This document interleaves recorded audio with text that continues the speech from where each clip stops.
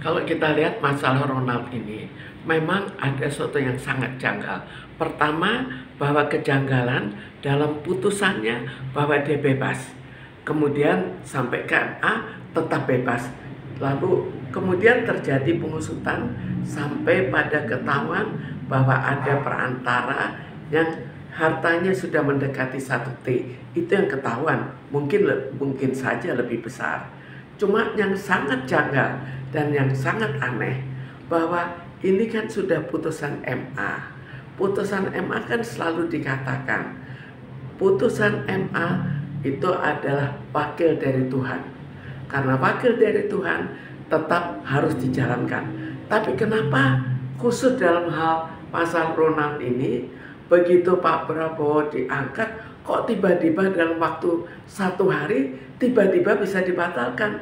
Jadi artinya mereka ketakutan kan? Ada apa? Ketakutan, apakah ketakutan nanti penjalar semua jauh lebih banyak yang akan terbongkar? Atau ketakutan siapa yang merasa ikut terlibat? Atau sekedar membela kawan? Atau minimal mungkin bukan masalah ini, tapi mereka juga biasa main. Dan biasa main ini membuat ketakutan tersendiri, sehingga dalam waktu singkat namanya wakil Tuhan bisa diralat. Tapi tentunya masyarakat ingin tahu dong, tiba-tiba terjadi pembatalan putusan yang sementara Ronald Talu sudah kurang lebih sebulan lalu kasusnya dia sudah bebas, sudah apa, tiba-tiba MA membatalkan ini kan bagaimana Bu? Masyarakat kan mengejar itu, ada apa di balik ini? Ini jelas suatu yang sangat mencurigakan, tapi apakah mereka dibayar dalam waktu 1 hari? Tapi kemungkinan adalah mereka terlalu takut bahwa mereka pun nanti akan diungkap. Jadi cepat-cepat saja diselesaikan, sehingga ini seolah-olah lebih bersih daripada kok dibiarkan tetap bebas hukuman. Ya tapi otomatis aparat hukum yang lain yang masih bersih lah Bu ya, ini diharapkan oleh masyarakat untuk betul-betul membongkar semua yang terlibat dong, nggak hanya, ya kan Bu ya? Jadi kalau kita lihat dari contoh ini ya, kita bandingkan dengan keadaan-keadaan sebelumnya. Sebelumnya itu perkara besar saja, perantara itu tidak sampai T ya nilainya. Jadi di sini kita lihat keseriusan dalam membongkar. Yang mungkin tadinya pernah ada 1 T, tapi yang muncul di berita kan hanya beberapa, paling tinggi juga beberapa ratus M. Jadi itu yang dianggap terlalu aneh.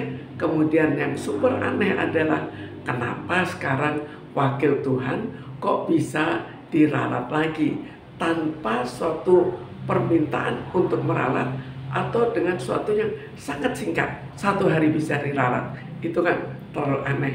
Ya, melihat keputusan MA ini, kita bayangkan selevel MA betul-betul ya otomatis kayak bermain putusan. Jadi melihat korelasi antara dengan kasus ibu yang ibu didesak untuk harus membayar 140 miliar itu bagaimana Bu Ibu melihat? Kalau hubungannya dengan kasus saya, kita bayangkan bahwa kalau memang semua orang menganggap itu aneh, masa gaji harus diminta kembali, kemudian anak turunan harus ikut membayar, jumlahnya pun juga jauh lebih besar daripada gaji yang pernah diberikan, tidak pernah dapat dividen, kemudian dengan mencemarkan nama baik bisa dapat lagi 100 miliar, dan itu pun dengan bukti-bukti yang aneh. Masa bukti memberikan gaji, saya perbuatan melawan hukum, saya didenda lagi.